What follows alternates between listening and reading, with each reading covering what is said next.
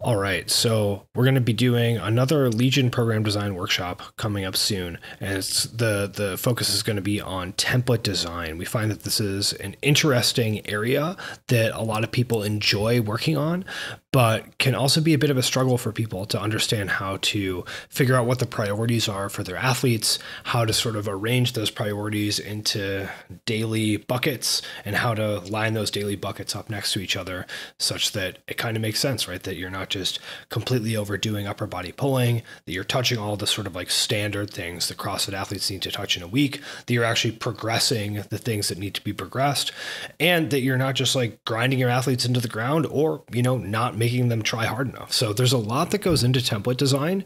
And I personally find it a lot of fun, but understand why it's also potentially a struggle for people to balance all the things that they want to put in a week of training in a way that makes any sense for the athletes to do. So, Luke, what do you think? What are your tips for template design? What Yeah, do so I people need think to know? my first experience writing templates was doing like affiliate programming, and I find that a lot harder actually than doing it for athletes. And I think, um,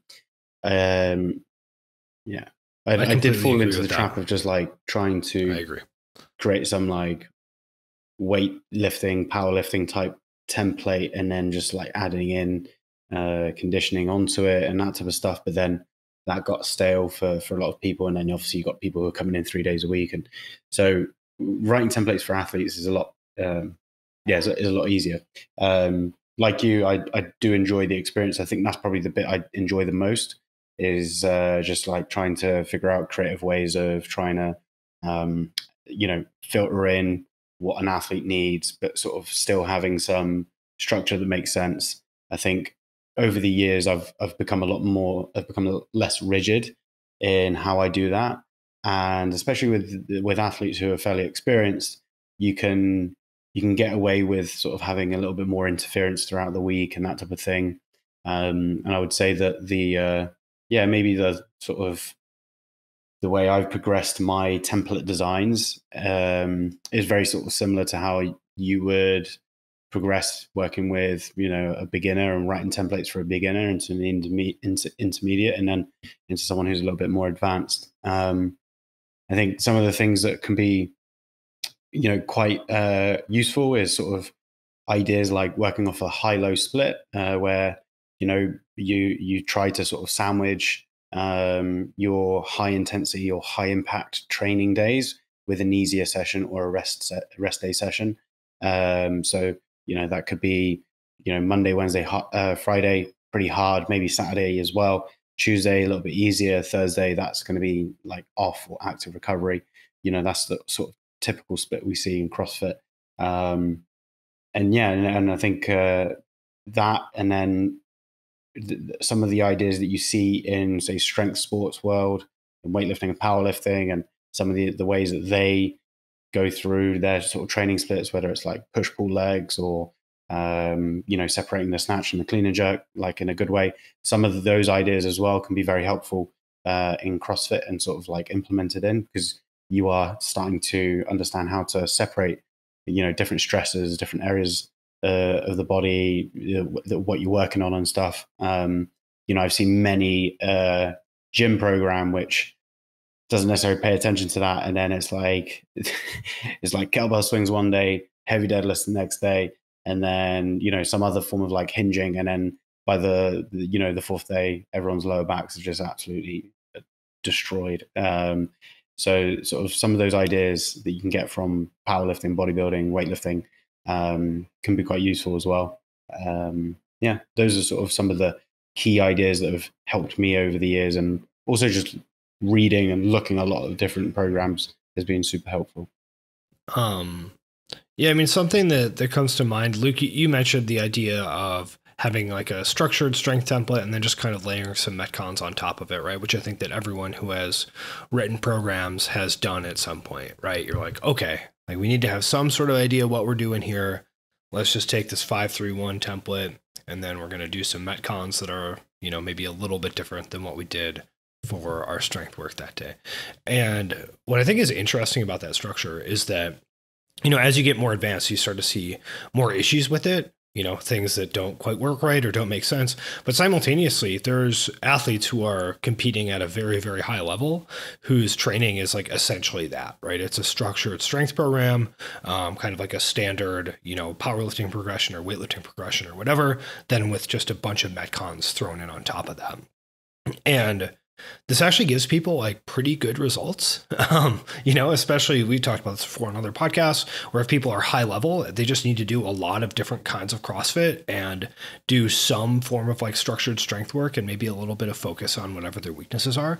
And so I think that can actually work pretty well for people and is like honestly an okay starting point, right? Even if there are potential issues with it, if you're just like, I want to make a template and I just don't know what to do, structuring the strength work and then trying to just create Metcons that somehow don't totally interfere with or create some of those like, oh, I accidentally did hinging 5 days in a row situations that Luke was mentioning is actually just like not a bad way to get started thinking about templating things out. And I think what ends up happening is as you get more advanced and realize more nuance with the training stuff, you start to think about how do I actually want to structure the stimulus from these conditioning workouts, especially for CrossFit, which is an endurance sport, right? The conditioning workouts in a lot of cases are going to be more important than the strength structure for a lot of athletes, right? That they actually need to get better at doing different kinds of mixed modal conditioning. That's going to be the most important thing for them to progress in the sport.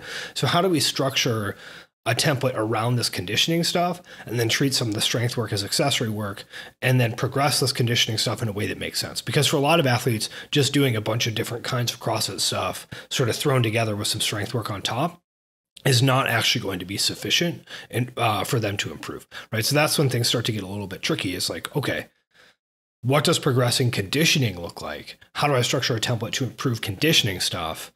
And then think about strength work as accessory work to that conditioning work, right? That's like, I think that's where a lot of people sort of like, when they first take an OPEX course or whatever, they're like, oh, wow, that's a different way of thinking about this.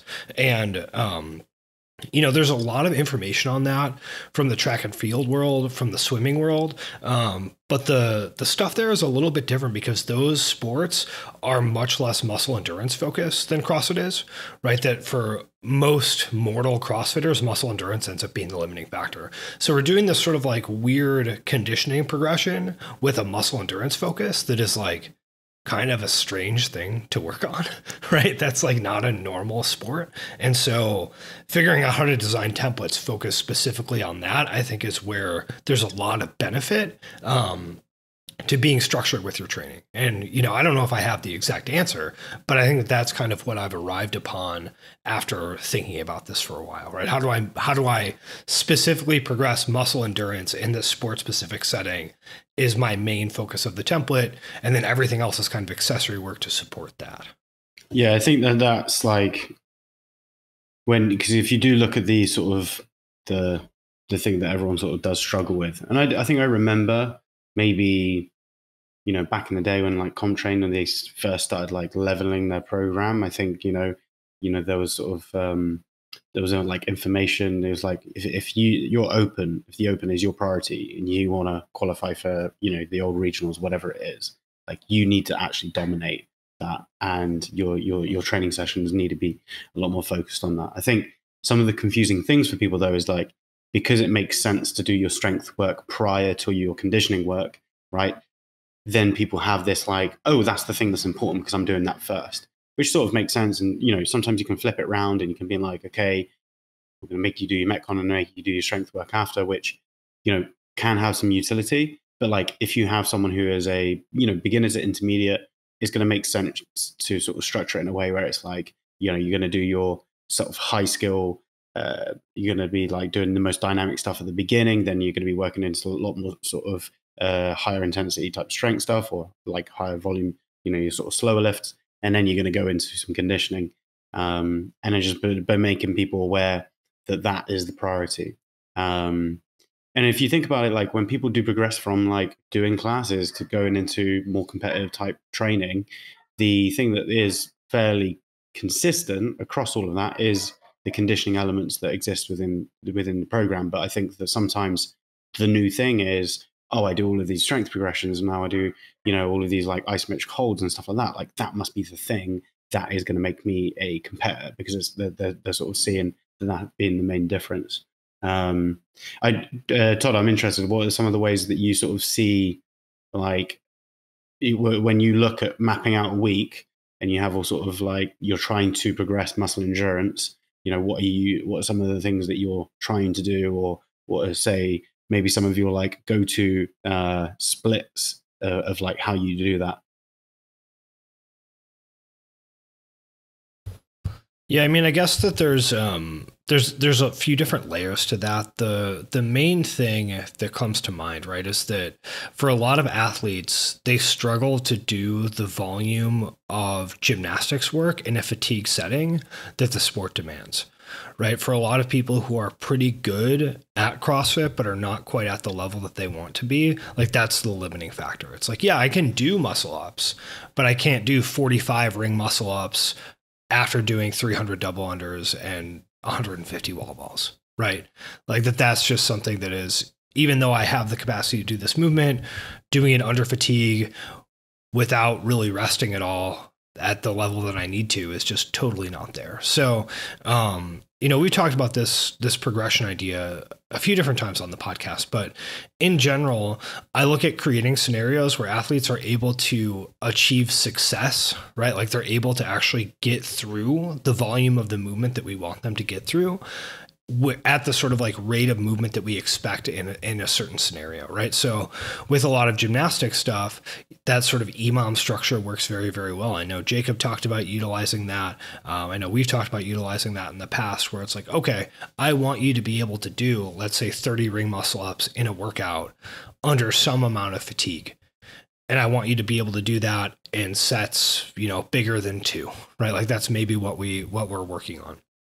And so a good way to work on that is to start doing ring muscle ups, alternating with something that's not going to be interfering, is going to be like a manageable kind of fatigue, right? So alternate ring muscle ups with something like bike erg, where there's not a ton of interference there, and they can sort of modulate the pace on the bike erg so that they're able to be successful on the ring muscle ups. And then you can progress that all the way up to doing scenarios that involve, like huge volume of wall balls. So you're getting metabolic fatigue, as well as like some specific shoulder muscle endurance fatigue, double unders, a lot of shoulder stability work with that, into ring muscle ups. Can we progress you from this like alternating EMOM ring muscle up bike erg into that kind of scenario with just like a variety of stops along the way, right? So I tend to focus on a few scenarios like that for athletes, especially with gymnastic stuff. Then the other thing that comes up too is just being able to do the volume of, say, something like wall balls or something like dumbbell snatches or whatever, without just like completely blowing up on higher turnover conditioning pieces, right? So that's something else where you have to think about the amount of fatigue an athlete has accumulated, as well as the total number of repetitions that they're doing. So similarly, if someone struggles with wall balls, right, you might just need to progress, like do some sort of like very dumb, simple linear progression of wall ball volume in different scenarios. But you also want to think about, all right, why is this athlete failing on wall balls? Like what is actually causing them to blow up on that? And can I recreate that scenario for them? So maybe you have them do something like a bike erg. Hey, do 1,000-meter bike erg.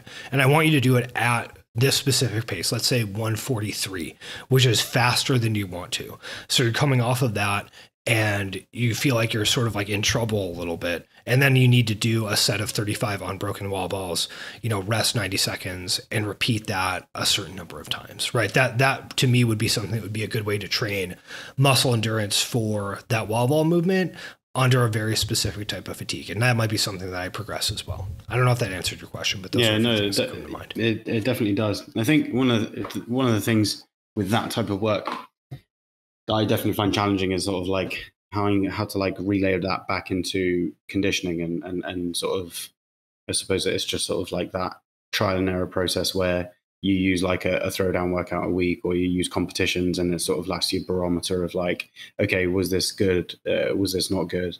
Because I do think that for me, I like to try to create this like quite nice little link. So it sort of goes from structured progressions into chaotic metcon, but just the nature of a chaotic metcon means that's quite difficult. Yeah, Luke, I think that's something that probably most of us develop an intuition for, right? Is that you start to recognize when something seems off, or like when something isn't where it should be, quote unquote, relative to like other abilities, right? Yeah, like you said, there's the sort of like weekly throwdowns that we program and have many of our athletes do. The same workouts. So you have some idea of where other folks sit. You have old competition workouts. You have old testing workouts, and you can sort of see like, okay, you are really, really good at this kind of thing. Say something that's high turnover, high volume chest to bar pull up, with a bunch of other fatigue stuff, but the sets are small. Like you do fantastic on that. But in this situation, either this combination of movements with chest to bar pull ups, or the fact that you had to do like larger sets of them, right? Maybe that like escalating overhead squat, chest to bar pull up ladder that used to be like a repeat open workout, right? It's like, oh, you're really bad at this, but have no problem doing 10 rounds for time of 5 chest to bar, whatever, 10 dumbbell snatches, 15 assault bike calories. Like that's easy for you. Okay, what's the difference? Oh, it's like 2 movements that interfere with each other in terms of shoulder stability, and the size of the sets of the chest to bar get bigger as you go. Like, okay, that's interesting. Let's maybe see if we can figure out how to focus on that. And I think that just having an intuition for when something seems off relative to something else is a good way to prioritize it.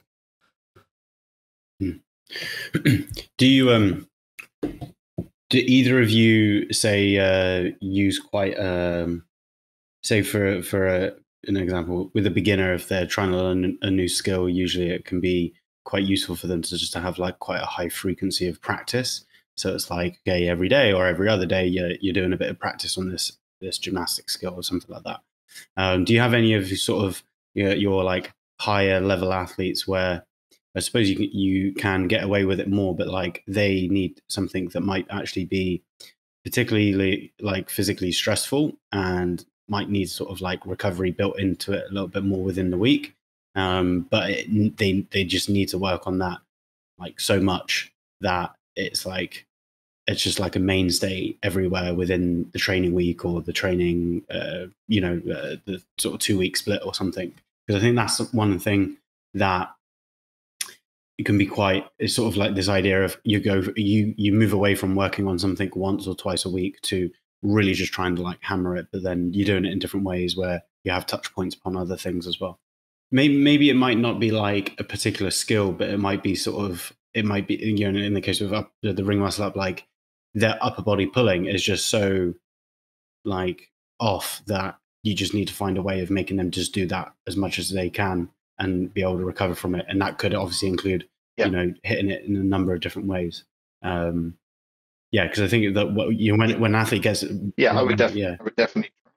I think you can also, especially for high level athletes or even like advanced / intermediate athletes, a lot of them can handle way more skill work than they can just like training volume. Right. So if you have someone who struggles with some sort of like handstand situation, right, handstand walking or just like strict handstand push-ups or whatever, that, you may want to be careful with how much you're actually training that specific movement. And then like John mentioned, there's a lot of stuff you can do that may have some carryover where you're training that movement pattern without just being like, guess what? Like another imam of strict handstand push-ups, right? Like, you can do Turkish get-ups or waiter's walks or whatever. But you can also have them work on accumulating volume in a non-fatigue state, and they can actually do like a lot of that, right? If it's like, just practice and get in a handful of reps here and there, always warm up with a few of these, focus on your hand position, focus on your head position. Don't do any reps where you actually have to grind it out. I think that people can actually tolerate like a lot of that on top of even a good amount of training volume. And I think that's something that's relatively underrated by athletes, right? We've talked about this before on other podcasts where people want everything to be like, okay, you're doing this EMOM, you're doing this 5 rounds, you're doing this exact structure, as opposed to just sort of like, I think Pavel called it greasing the groove, right? Where you're just like, just get some reps in, right? Think of it like you're trying to get better at doing a kickflip on a skateboard. Think of it like you're trying to get better at doing, just like any sort of trick or skill that you may have accumulated over your lifetime, right? You don't do that by doing like an EMOM of kickflips, right? You don't do like an EMOM of playing some guitar riff. You just sort of like mess around with it. And the value comes from repeatedly touching it and training that specific neurological pattern rather than trying to stimulate some sort of physical adaptation in the tissue. And so I think that that's very underrated and is something that is hard to include in templates to sort of like zoom back to our discussion, right? Because you're like 5 minutes unstructured, whatever practice. And you know that people are either not going to do it or they're going to turn it into like an EMOM that is hard for them. And you're like, no, it's like neither of those, right? But I do think that that's something that is very underrated and that a lot of people would benefit more from. And from people who sort of figure out that they can do that, that they get huge results from it. Yeah, I think that like just this, because of that, it's like sports practice, right? It's just messing around with it. And I think a lot of people, they do expect this very rigid, like, you know, okay, I have to follow the training schedule in this way and what that. But if we do look at like a lot of people, so many people could like do overlook their movement quality and just how they move and a lot of that. And I think that, you know, just yeah, like you're saying, you're sort of just spending, you know, if you need to work on your handstand, spend more time in your hands, figure out a way of doing it, and like that, just sort of you just build up time, and then you know you notice that it develops over time. Yeah, I suppose like just if you have any experience practicing and playing sports, you have a lot of unstructured practice, but then like 3 months down the line, you just notice like certain things like, oh, that was just so much easier. Oh, I don't know how I just did that, but you have the same with sort of these like skills as well.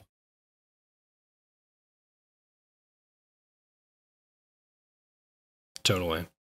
So yeah, I mean, I guess for template design, you know, there's a lot of things that go into it. There's prioritizing the things that are important. There's understanding, like Luke said, some sort of like high, low. When do you want difficult days? When do you want easy days? There's thinking about, okay, what am I actually progressing? What's the priority in my template? And what is potentially going to be the sort of like accessory work to support that priority? And then there's the actual nuts and bolts of like, great, you have your template laid out. Now what do you do? And so, yeah, there's a lot there. You know, there's that's why we're doing a workshop on it. So be on the lookout for more information on that. We'll be posting some stuff in the coming weeks, sharing information that will be middle of September on a weekend.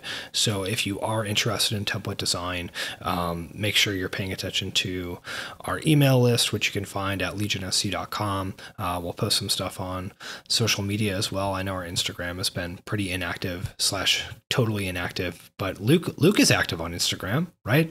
Follow Luke on Instagram. He posts useful stuff there. So check that out. And yeah, we hope to see you for our template